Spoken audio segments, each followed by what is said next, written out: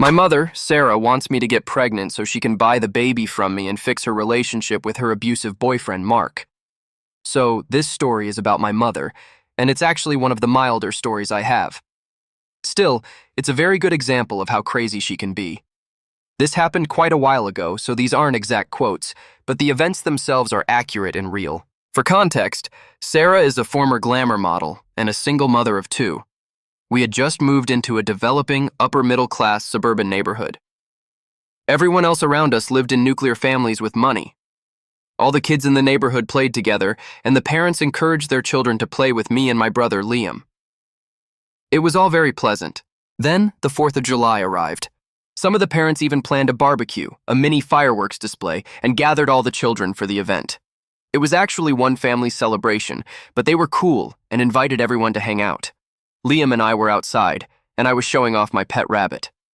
The fireworks were about to start, so the other neighborhood mom, Mrs. Davis, suggested I take the rabbit inside because its ears are sensitive. That was good advice. As I walked the 10 yards back to our house, Sarah made her presence known by standing on the porch. She did this by yelling at me. "Get over here and don't wander off from your brother. Grab your brother. Get over here right now." I rounded up Liam and the rabbit and went to Sarah. She pulled us inside, shut the door, grabbed me by the shoulders and spun me around to face her. She angrily asked, "What did that neighbor mom say to you?" I told her Mrs. Davis told me to bring the rabbit inside. "What else did she say?" I had to repeat it several times until she was convinced that was all, but she was far from generally satisfied. "You don't let her tell you what to do. I'm your mother, not her." Sarah then ordered me to put a leash on my rabbit and take it back outside, just to annoy Mrs. Davis. At 8 years old, I didn't know what to do, so I obeyed. I leashed the rabbit and took it back outside, but I cautiously told Mrs. Davis that I was told it was fine. Meanwhile, Sarah, I assume, was getting ready for round 2. She put on a full face of makeup and curled her hair so she could go outside and yell at the neighbors and their children in style. Then, the first fireworks began. Mrs. Davis and her daughter, Emma, showed me how I could wrap the rabbit in my t-shirt to cover its ears and asked if it was okay. Sarah appeared, strutting out as if she was the coolest person ever. She was yelling about there being too much, which was ironic, and how she didn't like Mrs. Davis bossing her children around or even talking to us when she wasn't present. Sarah dragged us back inside and gave us a screaming lecture about what a great mother she was, and how dare we, as children, not defend her, all while we cried. We were sent to our room and tried to watch the fireworks from the windows. Then, firework debris fell into our yard, hitting the roof on its way down before landing. Sarah heard the thud. Sarah yelled from the hallway, "What the heck was that?" I, not knowing what was happening, replied that a firework fell in the driveway. In the next few minutes, Sarah stood in the middle of the street yelling at everyone. In an endless cascade of curses, she described how she was going to call the police, how the neighbors almost burned down her house, and how she wanted their insurance details. She ranted about how all the other neighborhood mothers were jealous of how beautiful she was, how she was a great mom, and they didn't accept her because she was single and worried she'd steal their husbands. But they should just deal with it because she didn't even want their husbands since she was already more successful than them. She also claimed all their children were stupid brats, while her children were super special and intelligent. After that, I wasn't invited to play with the other kids much anymore. Update 1. Sorry if I'm doing this wrong. I'm still pretty new to posting on Reddit and new to these types of forums, so please bear with me. I'm currently no contact with my narcissistic mother, Sarah, but I recently started meditating and noticed how much I still think about her and everything she did when I clear my mind. So perhaps posting about this on a forum like this will help me clear my head. This is the lighter side of, I suppose, what I would call her abuse. There's so much that I thought the really bad moments deserved individual posts. I'll try to keep everything short, but here we go. When I was in 1st grade, Sarah started helping me stuff my shirt to make it look like I had breasts because it made me look more like her, as she had large silicone implants. When I was little, Sarah dated a very nice man, Tom, who had 2 children. He moved his children 3,700 miles to start a new family with us. Sarah made him babysit us before we were old enough for school and also made him finish building her new house himself. One Christmas, Tom's family sent Christmas presents for his children, and Sarah told him he could either demand more presents, return them, or she would break all of them because they hadn't sent any for her children. They hadn't even met us before. When he finished building the house for her, she kicked him out. Once, Sarah called the sheriff to file a stolen property report from a boyfriend she was suing. She spent the hour before the sheriff arrived preparing me, telling me what to say and even trying to guide me during the interrogation with things like, "But didn't you hear him rummaging in the drawers downstairs?" In elementary school, Sarah would ask my brother Liam and me if we wanted to skip school any day she didn't feel like driving, which was most days. If we wanted to go, she'd convince us we didn't, then call in sick for us. Eventually, the school got our father, David, involved, and he started driving an hour to our house every morning at 6 a.m. to take us to school. After that, the school began discussing everything with him, including the fact that Liam was in 3rd grade but had a 1st grade reading level. Then, Sarah constantly told us, as young children, that Liam's teacher was trying to sleep with David because she was jealous of Sarah and how pretty she was. So, the teacher was lying about Liam to make Sarah look bad and to make David spend time with her.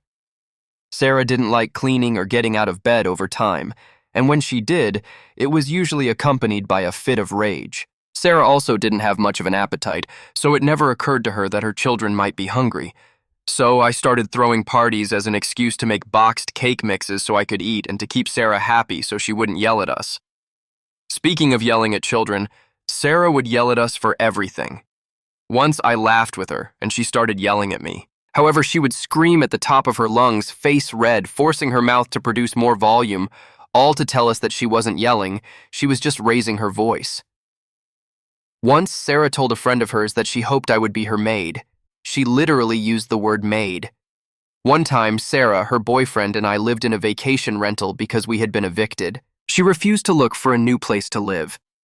After the second vacation rental, I was informed that it had been my job all along to find a place to live. I found her dream home, quote-unquote, in 2 days. Then she spent the moving month congratulating herself on finding such an amazing place, walking around imagining how she would decorate it. Meanwhile, I unpacked and helped move furniture with homeless men. She paid a few dollars to move the heavy items. Once, Sarah yelled at me for using big words, quote-unquote, to confuse her, which she ironically called narcissistic. This reminds me that she also yelled at me for calling her a hypocrite, saying I was a hypocrite for using the word hypocrite. I asked her what she thought it meant, and she thought a hypocrite was someone who uses big words to sound smart. When I said, "Let's look up the definition on the phone," she screamed that it would be a waste of her data, which she might need later, that I was still wrong, and literally stomped off.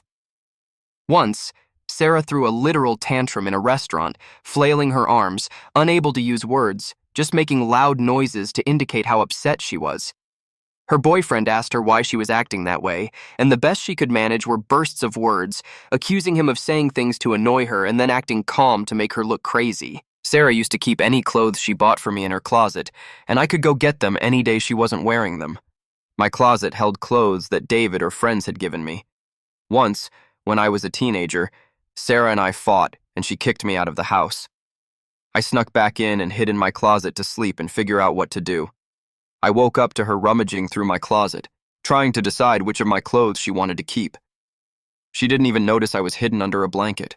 Update 2. To give a bit of context, I'm not heterosexual, but I'm not exclusively gay either. I can feel attracted to people regardless of gender or identity, though of course, that doesn't mean I'm attracted to everyone. Around that time, Liam was still figuring things out too. One day, a boy from school asked him out on his first date. He was really excited and came to me for advice on what to wear, where to go, and how to act. It was honestly very sweet. When Sarah found out, her attitude shifted dramatically.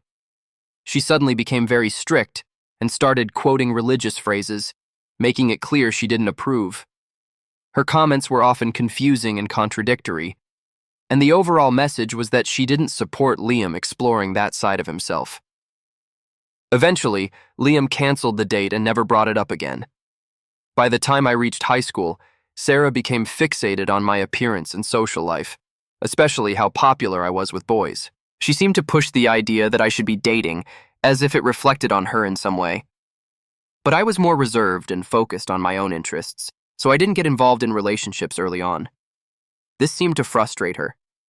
She would regularly question me, asking if I had a boyfriend yet, why not, and what was wrong. One birthday, even before I had ever dated anyone, she gave me a very awkward and inappropriate gift that made me uncomfortable. I've always loved anime and going to conventions, even though Sarah didn't like that interest. Strangely, one day she suddenly offered to pay for me to attend a convention, completely out of character. However, it came with conditions.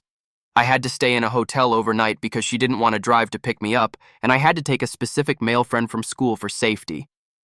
She would later admit that she actually forced him to go with me because he seemed like the type of guy who wouldn't take no for an answer, and she hoped I would lose my virginity one way or another, so I wouldn't become a lesbian. She said those exact words, super casually, while I was washing dishes one night. Moving forward again.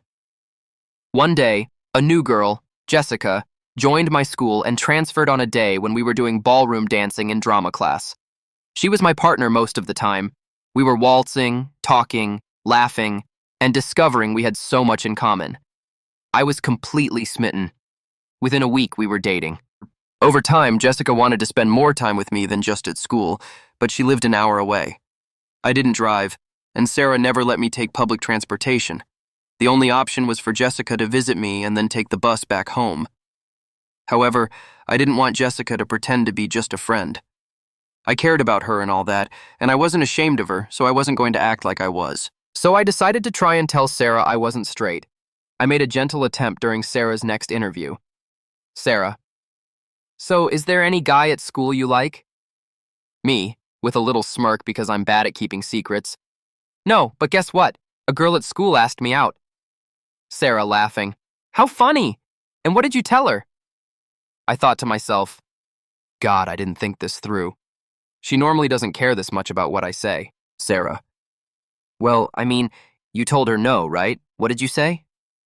I hesitated, unsure how to respond. "Actually, I told her I'd think about it." Sarah: "Well, eventually you're going to have to tell her no. It's not fair to lead her on. I mean, maybe you could invite her to dinner." Me: "If you do that, people will think you're gay." Sarah: "I mean, what if I was?" Me: "If you were what?" I mean, what if I sort of liked girls, right? Sarah said it so calmly and confidently that for a second, I wondered if she knew something I didn't. "What? If you were gay, I would know." "How would you know?" "You'd look gay, and you don't look gay to me." She then explained that you're either gay or you're not, and that lesbians have short hair and wear flannel shirts. And I only had one flannel shirt at the time. So there you have it, Mother. I guess I'm homosexual. Then Sarah told me she knew I was considering dating Jessica just to get attention from boys. She made it clear that dating girls would only get me the wrong kind of boys' attention, the ones who only want sex, specifically threesomes, not those good boys who don't take no for an answer. She finished by telling me that the gay girl couldn't be near me and that I had to reject her as soon as possible. So I decided not to invite Jessica over. It wasn't long until Jessica broke up with me because she felt I wasn't as interested in her as she was in me. I don't blame her, even though she was wrong. Moving forward again, I had a boyfriend, Michael, at the time, but as I approached adulthood for some reason, I decided a good coming-of-age activity would be to come out to Sarah. Sarah was completely fine with having alcohol in her house for minors, but I never took much advantage of it. However, it seemed like a good time for some liquid courage. So, I was a little tipsy and shoehorned the topic into conversation. While Sarah was talking to a friend, a homeless man she kept around for safety at that stage, he said something about how difficult women are, and I blurted out that I like women. Sarah tried to clarify that I didn't mean that in a gay way. I assured her I absolutely meant it in a gay way. I put it in the simplest terms possible. It's just that I find girls pretty. Sarah pulled me aside and told me there was a difference between being gay and thinking girls are pretty. She insisted very strongly that I was heterosexual and just seeking attention. She scolded me for embarrassing her in front of her friend and assured me we would talk about it later. We didn't talk about it later, but there was a clear change in how she behaved towards me. Before that conversation, she had an "we're women, it doesn't matter" attitude about one of us being in the room while the other changed. Afterward, I couldn't enter the room if she was there, even if she was just in her underwear. Sarah thought that if I was attracted to girls, it meant I had to be attracted to her, because, of course, she's the best woman. In her mind, no one could be attracted to women without considering her one of the most attractive. Around that time, Sarah was also having issues with her boyfriend, who was on the verge of becoming her ex. She seemed fixated on the fact that their relationship wasn't going the way she expected and began questioning his feelings, even suspecting he might not be attracted to her at all. Because of that, she appeared to look for reassurance in very inappropriate ways, turning her attention toward my teenage boyfriend, Michael. She would make strange remarks, complaining that I was supposedly in a happy relationship while she wasn't, even though her assumptions about my life weren't accurate. One night, while Michael was staying over, he went to the kitchen to get some water. When he came back, he seemed shaken and told me that Sarah, who had been drinking, had approached him in a very inappropriate and uncomfortable way. He made it clear that he didn't encourage it and removed himself from the situation. Later on, I made a bad decision and looked through Michael's phone. At the time, I was young, emotional, and dealing with trust issues, as he hadn't always been honest in the relationship. While scrolling, I found a suggestive image that he had sent to a friend. At first, Michael tried to brush it off as a joke, but when I pressed him, he admitted the truth. The image had actually been sent to him by Sarah, and he insisted he hadn't asked for it or responded. Feeling disturbed, I confronted Sarah. She quickly came up with a complicated explanation, claiming that Michael had somehow taken the image without her consent and was working with her ex to cause trouble. Her story was so far-fetched that it only made things more confusing, but in that moment, I found it easier to believe Michael. Update 3. Moving forward one last time, I swear. I had just turned legal age. I was going to stay with some friends for a while, and I started talking to my father, David, who made plans for me to move in with him and take a job 60 miles away. Sarah found out from David. Her response to him was that he should cut off all communication with me because I was a gay criminal and a manipulative drug addict who was only trying to steal from her. Why was I suddenly a drug addict? Because she found a spoon in a container while cleaning my space in the house we were being evicted from, and the spoon had a dark residue. That residue was beet juice, powdered drinks, and conditioner from when I tried to make a temporary homemade hair dye. Not only was I a drug addict, but apparently I was also drugging Sarah's food. I, her 2 gay housemates, and Michael drugged her and sexually assaulted her. How did she know? Because she fell asleep in her closet and woke up in different clothes. So, after realizing what we were doing, she put hidden spy cameras up and had video proof. Except she absolutely did not have it, because none of that happened. Depending on the version of the story and who she was telling it to, she either needed money to turn her phone back on and get the iCloud proof, or Sarah was working with the FBI on a big investigation, and that's why they had the phone, or someone stole the phone with the proof. Naturally, no one believed her, and there was never any proof of the story she tried to spread, because I had never done anything even remotely close to what she claimed.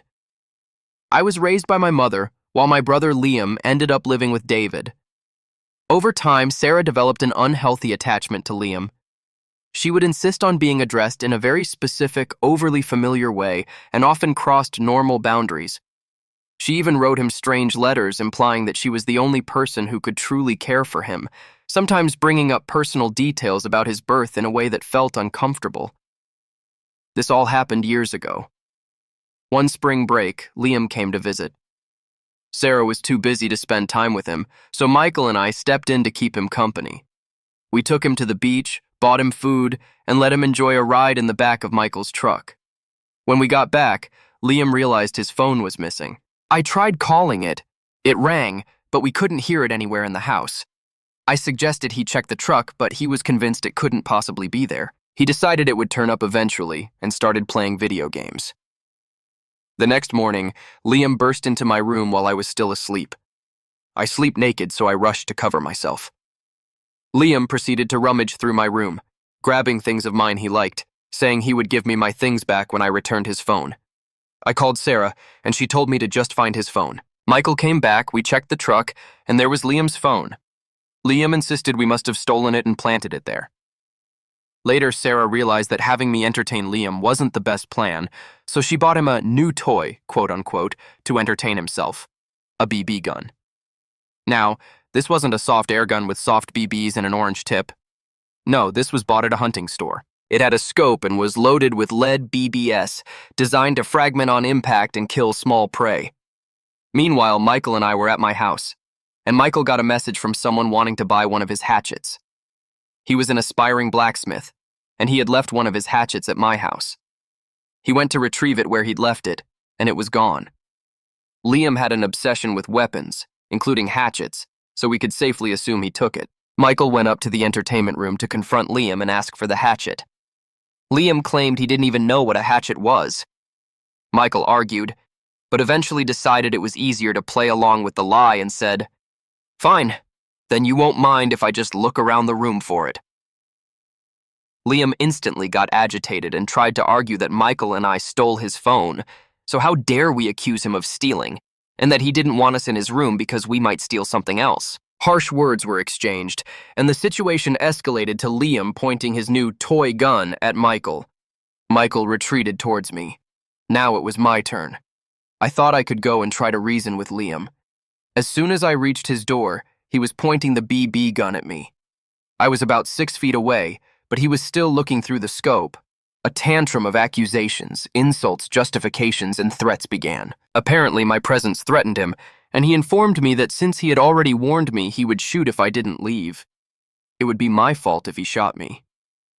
I insulted his masculinity, saying it was pretty pathetic if he felt threatened by his unarmed teenage sister 6 feet away, and the conflict was visible on his face as he tried to decide how to be tough.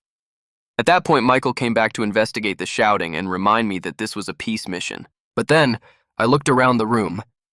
Liam had been shooting the walls, and there were actual knife marks on the couch. We later learned he was trying to hide things in the cushions, including the hatchet. Now I know Sarah is too vain to tolerate her carefully chosen furniture being destroyed. And I also know that if I leave now, I'll be the one getting yelled at for not stopping him. So I trusted that Liam probably wouldn't be stupid enough to shoot his own sister, and I was right. Instead, he shot Michael. After that, Michael grabbed a heavy dice cup, threw it at Liam, but it broke the window behind him. Then Michael took the gun from Liam and threw it over the stair railing. A piece of the gun and a piece of the wall broke off. Then he threw Liam to the ground and threatened him, which I admit was wrong, but he had just been shot. Michael and I quickly left and took the gun with us. We went to Sarah, who was at work a few minutes' drive away, and explained what happened. Michael even pulled down his pants in the middle of Sarah's work parking lot to show his freshly made hole. She listened calmly and then asked for the gun back and saw that it was somewhat damaged. She started making aggressive comments like, "It's just a BB and you didn't have to break his toy." Michael casually replied that it wasn't a toy, it was a weapon, and maybe it wasn't a good idea to buy him a weapon.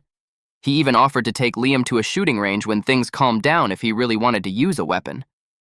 Sarah was deeply offended. How dare Michael imply she was a bad mother or that buying that toy was a bad idea? Sarah said Michael was lucky she wasn't calling the police for assaulting her son, property destruction, and trespassing. She proclaimed that legally, Michael was in the wrong because Liam gave him a verbal warning, and that he and I were to blame for not entertaining Liam better. She threw the gun in the trunk, slammed it shut, and let us know she planned to take it back to the store for an exchange and give it back to Liam, and that if they wouldn't exchange it, Michael would have to buy him another one. Michael started to protest, but Sarah was already in her car, hurrying to console Liam. Michael dropped me off at home and left. Sarah confronted me, giving me a choice: help her extort Michael or have him arrested, or I could sleep on the street. I tried to insist that Liam was wrong and that she needed to teach him a life lesson, that it's not okay to shoot people over silly arguments, but she got offended again. I even found the stolen hatchet, poorly hidden in Liam's room as evidence. When I showed it to her, Sarah kicked me out of the house for the night, and I spent most of the night walking downtown in winter where, by the way, I was propositioned twice. Eventually, Sarah called me at 2 a.m., furious that I still hadn't returned. How? What? When I came back, I think she expected me to be so grateful she let me return that I would let the whole Michael got shot thing go. But I didn't. The more I tried to reason with her, the more she insisted I admit she was right, that Liam was so provoked by Michael's presence that he had no choice but to shoot. She also said that the BB only left a harmless hole in his leg, and that it must have bounced out after leaving a 1/4-inch flesh opening. I find it hard to profess nonsense, so I couldn't. Then Sarah put her fingers in her ears and started yelling, "La la la, I can't hear you!" at anything I said. After a while, she stormed off to her room only to come back out and yell at me about how wrong and stupid I was. And when I tried to respond, she came back with, "I don't care. I can't hear you." I'm the child in this situation, but I was 140% fed up with this immaturity. I called Michael to help me leave. He arrived, and as we walked to his truck, Sarah started yelling from the window. I told Michael to ignore her, to just leave. Sarah then ripped the screen from her bedroom window, sending it flying into the bushes. She hung half her body out the window and yelled at us that we were scammers and trash. We got to the truck and started to get in. Sarah screamed that if I left with Michael, it was kidnapping and she would call the police. So, I got in the truck, we drove a few blocks, and then called the police and met up with them. There, we gave our statements. Sarah began telling the police her inspirational story. Her poor, very young daughter was under the spell of a monstrous teenager. He made me savagely attack Sarah every day, and Liam bravely tried to defend Sarah's property while Michael was in a marijuana-induced violent rage. But Liam was also attacked. Sarah even started lying about my age, mocking my appearance, dress sense, and hobbies, lying about my grades, conduct, sex life, and relationships with friends and family, anything to attack my character and make us less credible. Luckily, she didn't have time to coach Liam, and his story was very different. Liam told the police almost the same story as us, just with a touch of what he believed were justifications. The police simply didn't want to deal with this. I don't blame them. They told us that unless Michael wanted to press charges, they couldn't do much, but suggested he go to the doctor for x-rays and decide what to do from there. Sarah became furious and yelled that the police were corrupt. She would later accuse Michael of being part of a town-wide conspiracy against her. Michael did get those x-rays a few days later, and yes, the BB was still there, snugly lodged near his knee, with the possibility of breaking someday and poisoning him with lead. He filed the report, but nothing ever came of it. Edit. All of this happened about 5 years ago. Sarah did things like this all the time, and the police were called by her an average of 4 to 6 times a year. Michael, my boyfriend at the time, we're no longer together, is fine and still has the BB in his leg. I only know what he said the doctor explained, but from what I was told, it was better to leave it there. First, because he didn't have insurance. Second, because he let time pass before seeking medical attention, and the flesh hardened around it, creating a small pocket that keeps it compressed and contained. As long as he doesn't suffer a strong blow to that area, he should be fine. Apparently, there's a risk of the BB breaking if they try to remove it. The police didn't do much.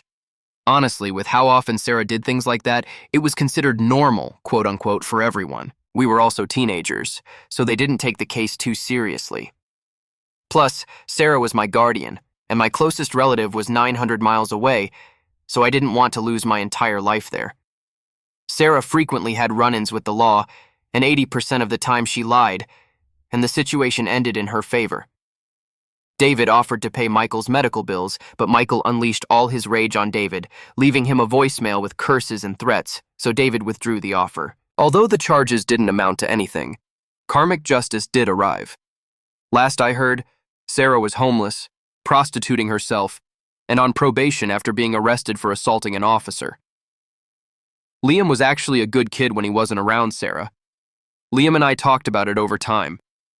He thought he was shooting an airsoft BB gun, and while that's still stupid and wrong, he thought it would leave a bruise, not send a lead BB through canvas pants and a couple of inches of thigh. He knows what he did was wrong. He knew it was wrong at the time, but Sarah was trying to brainwash him into believing they were victims so she wouldn't have to admit she made a bad decision as a mother. Although every time Liam and I mention this now, he always makes sure to remind me that the boyfriend I had at the time was a complete jerk, and that he's not saying shooting him was right. But he feels a little less guilty knowing he shot a guy who cheated on and was physically violent with his sister. Update 4. This is a story about living with my own utterly crazy incubation unit, known by some as a mother. This happened a few years ago when I was about 16 or so, but I remember it quite well, with minor inaccuracies. Sarah would share her relationship problems with me. From her perspective, her boyfriend wasn't doing enough for her. In reality, she and her boyfriend Tom constantly fought about everything. She would get annoyed just by him entering the same room. Then she would unnecessarily inform me that they hadn't had sex in months. She had him arrested twice for domestic violence, even though she was the one hitting him. Some days he would get so high he'd run around the house naked and vomiting, and he wouldn't share his drugs with Sarah, etc. So Sarah started to see that there were problems to fix, quote unquote, and declared that the best plan was to have a baby with Tom. The problem is, she should never have been able to have children, or so she told David before having 2 miracle babies and collecting that delicious child support. However, at that point, she was in her mid-40s, so perhaps it was true now. I listened to Sarah complain that she couldn't have another baby, and that she probably couldn't adopt due to having multiple police reports at our house in the last year. I cautiously tried to express why it was a really bad idea when suddenly Sarah had an epiphany. You know, I've heard of people buying babies from people who don't want them, like teenagers who get pregnant by accident. I don't know. Do you remember how much you disliked being around the previous boyfriend's child? That was because he didn't raise his child well. I would be a great mom to a little baby. I thought to myself, you're not a good mom to the children you already have. She continued, I could stay home with the baby. I could dress it in adorable clothes. Hey, if you were pregnant, it would be perfect. What? When was your last period? I'm not pregnant. Well, you could get pregnant. If you did, I'd give you a few $100, and you'd give me custody. I don't want to be a teenage mom, thanks. And I don't think Michael would agree to get me pregnant. Sarah looked clearly annoyed that I didn't see the brilliance of her plan, but tried to be gentle to convince me. You wouldn't have to take care of it at all. Just help me now and then. I would be its mom, and you could stop your birth control and not tell your boyfriend what's happening until you're already pregnant. We argued for a while. She tried to tell me why this was completely normal and fine. I tried to explain why this was super messed up, and she basically stopped listening to me. Then her plan developed further. Maybe we could find a way for you to get pregnant with Tom's baby. That way it would be his, and he couldn't just leave. I mean, what, you want to syringe me with his semen? We're both adults and we're friends. Can't we talk about these things? My head hurts. I'm going to lie down. I had migraines all the time when I was pregnant. I'm not pregnant. Well, just think about it. You'd be doing something really good for this family, and I'd pay you too. She mentioned it a couple of times afterward. She even tried to throw out a pack of my birth control at some point, but I remained not pregnant. So eventually, she dropped it. Edit. Thinking about it a little more, I remembered something odd.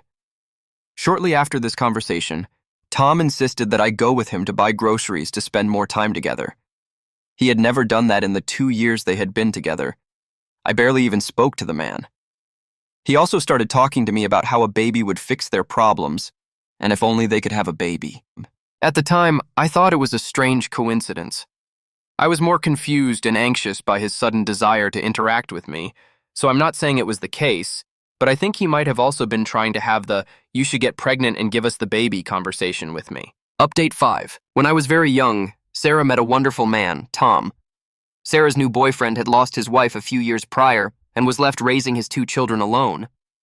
His daughter, Emily, was entering her teenage years, so perhaps a mother figure would be a positive presence in their lives. Additionally, the children were already at an age where they didn't require constant care, and his wife had been deceased for some time.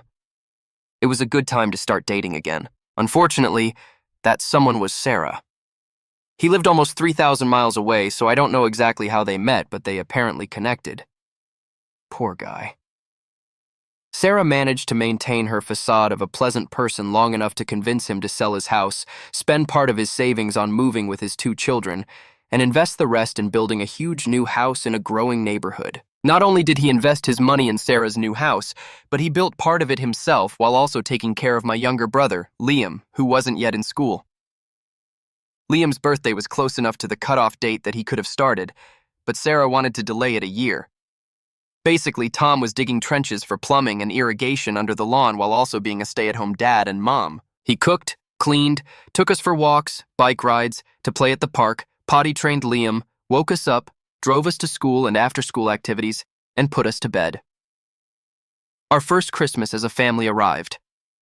Approximately 1 week before, Tom's children received a bunch of packages. They were gifts and Christmas cards from their family, including relatives of the children's deceased mother. Sarah saw them and became furious. She demanded that Tom contact everyone who sent gifts or cards and make them send gifts for her children as well. or he should return all the presents. Remember, none of these people who sent gifts had ever met Sarah's children. Most hadn't even met Sarah. And again, some were relatives of Tom's deceased wife. He knew he couldn't call those relatives and say, "My fiancée demands more gifts for her children," because that's insane. But he had already uprooted his children's lives for this woman and was living in her house. So both knew who held the power in that dynamic. So, he returned the gifts. Sarah broke up with him a month after he finished building the house and kicked him out, demanding that he leave that very day. Sarah forced him to load into his truck all the belongings he could fit that she hadn't destroyed, his 2 children, and the dog she bought but no longer wanted because it stopped being a cute puppy, and drive all the way back across the country. Why? Well, according to Sarah, it was because he wanted to wait to go back to work until Liam was in school some 7 months later, and she wanted to pay a nanny to watch him and have Tom go back to work now. Apparently, he felt that parents should raise their own children and spend as much time as possible with them, and he was trying to treat us as his own. Furthermore, finding a live-in nanny was too difficult and too expensive to make sense, when it was only months until one wouldn't even be necessary. She broke up with him by taking a day off, starting an argument about how fussy and spoiled his children were, they weren't, and quickly escalating to throwing his belongings at him. Sarah even got a ladder to climb onto the cabinets, grabbed decorative porcelain from his family, and smashed it over him. This started in front of me while I was eating a snack at the kitchen counter, and when I got up to leave, she yelled even louder than I was that I was scared and it was his fault for starting the fight. I never understood what happened until years later. However, Sarah did once tell me that she had been bragging about this for years and how good a mother she was for doing that. Edit. Years later, we would lose the house he built. As expected, he sued and demanded his share of the money. We had to sell it, and according to Sarah, he got most of it. I don't know why she got anything, but she might have invested a little money. Update 6. My father, David, hasn't always been the best. He basically gave me a choice, quote unquote, when I was 11. Live with my abusive, manipulative, drug-addicted mother, Sarah, or with him. But he also worked hard to keep me uninformed about the fact that Sarah was manipulative and addicted. I concede that I didn't make it easy for him either. I made it abundantly clear that I wanted to live with Sarah, but that was because she told me it wasn't a matter of if, but when David would get so angry he would kill me or Liam or both of us. And she twisted the words of the therapist we were seeing to make it seem like the therapist agreed. David lost control once and pushed me, but that was the most aggressive he ever was with me. David tried to be a good father before, and boy does he pat himself on the back every chance he gets for how good a father he was, quote unquote. He bought food for the entire cast the one time I was in a school play. He took me out to dinner once on a father-daughter date. He threw some decent birthday parties for me. Liam wasn't as lucky. My parents always used the excuse that Liam's birthday was in September, so it was difficult to get people together to celebrate, and it was too cold to do anything fun. However, David forgot Liam's birthday one year, and Sarah forgot his birthday on 3 separate occasions. My birthday was in the summer, and my parents liked to throw big summer parties, so my birthday always received more attention. Although Sarah also forgot mine several times, when she did remember, she would rent bounce houses and huge pools and invite all the neighborhood families, the whole spectacle. She needed to prove to every mother jealous of her beauty, slender waist, large breasts, and blonde hair that she was a great mother and super rich. Spoilers, she was neither. Moving forward, Sarah has been out of the picture for a long time. David pretty much retired from fatherhood the day Liam turned 18. Liam got into a fight with our stepsister Emily and was kicked out, ending up living with me. Then David moved to another state but keeps a house here for when he visits, and Emily also lives there. Now Liam's birthday is next month, and David is leaving at the end of this month because there's nothing for him here. However, he offered Liam a plane ticket to come visit him for a weekend as a birthday present. Liam doesn't want that. Liam would be happy if David stayed and spent time with him during the month. I want to tell David that he should stay, but I don't know if it's my place to make him feel guilty. I don't know if our family dynamic is already too little and too late to make a difference, and I should just spend the next month comforting Liam. David always says Liam is my responsibility because I'm the only close family he has, and that he's so worried about him because he's such a sensitive boy. And I just want to yell at him that he has a father. Update 7. We've been separated for a while now, but this still haunts me. A little context. I had an absolutely terrible ex, Michael. We started dating the day I turned 18. The point is, this man tried to cheat on me every chance he got, with anyone he could. Now for the story. One time we were hanging out in my room, and Michael went to the kitchen for a glass of water. He took a ridiculous amount of time. I'm not sure exactly how long, but when I noticed it was getting long and started checking the clock, 20 minutes passed from that moment until he returned with his sweating glass of water. He told me Sarah must have been drunk because she came out of her room naked and started talking to him, complaining about how her insurance had a better sex life than hers since she hadn't had sex in a while. I questioned him about the fact that, according to him, he stayed talking to a drunk and naked Sarah for half an hour, to which he replied it was no more than 5 to 10 minutes, that he literally just went for a glass of water, saw her naked, let her finish her sentence, and then left. Obviously, I was naive enough to think there were certain lines even that guy wouldn't cross, so I didn't question it further. Honestly, Sarah did crazy things regularly. Still, this was quite strange even for her, but she did like to party. Sometime later, I checked Michael's phone and found, in a conversation between him and a friend, photos of a woman in lingerie that he had sent him. I confronted him and he asked me how much I had seen. I replied that I didn't look that closely, so not much. At that point, he told me it was a trans woman, and that he and his friend had a game of finding photos online and sending them to each other. Now, I know that kind of language is disgusting. At the time, I didn't even really understand what all that meant. At some point, he finally confessed that he had lied and that it was a photo of Sarah that she had sent him, but that he immediately deleted it and that they never talked about it. I confronted Sarah, and she said she never sent him any photos of herself and that he must have stolen it from her computer. I try not to think about it too much, but the photo was clearly taken with a phone, and there's no real reason why she would have transferred it to her computer. Besides, I had access to her computer quite frequently, and would definitely have found that photo if it had been there. Obviously, one of them is lying, which means it's quite probable that both are lying, but I'll never know. After Michael and I broke up, we did have a brief all-cards-on-the-table conversation, and I asked him if anything happened between the two of them. He said no, but I'm sure he would avoid telling me that truth even if it had happened. Update 8. You haven't heard from me in 5 years. I apologize for making you worry. No, Sarah did not end my life in a ritual to become younger. I know that was a highly upvoted theory in the comments of my last post. I disappeared because life moves on, and I was running out of stories.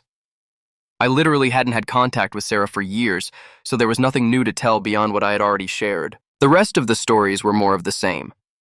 So if you read my previous posts, you can already imagine Sarah. I returned because a month ago, Sarah passed away. She died in prison, where she had been for the last 2 years. I didn't know, but she violated her parole in the least intelligent way possible and went back to prison. As far as I know, she might have done it on purpose because she was homeless and basically living off the income she got from her clients. If you add a few drugs to the cocktail, you have a ticking time bomb. She robbed a store in broad daylight. No mask, no weapons, nothing. She just took some items and ran out. They found her a few days later sleeping in a park. For the robbery, which was the least of the charges, and for assaulting an officer, her initial sentence was to serve her full term. But inside, she added a few extra months for various incidents. She eventually died of untreated illnesses from before she was incarcerated. We weren't told anything about her funeral. Or maybe we were, but I don't answer unknown numbers. Anyway, a week ago, someone brought her belongings to my house. It was a box with some photos, though they weren't ours. I don't know whose they were. There were also some photos of her from when she was young and considered herself in her prime. I actually tried not to accept the box, but the person said someone had to receive it. I told them I would accept it, but when I said goodbye to the man, I walked alongside him and dropped everything into the dumpster. He saw me and didn't seem too surprised. I also don't think it was the first time he delivered belongings from a person whose relatives didn't want to accept them. Liam and I are her only living relatives, but they gave her things to me for being the eldest. I know David has also been a controversial topic since I told the story about Liam's birthday. So that you don't keep worrying, we also don't have a relationship with him. Maybe someday I'll tell what happened, or maybe not. The truth is, it's not very interesting, and it was just a stupid fight. But it made me rethink many things, and we simply cut him out of our lives. It wasn't difficult either.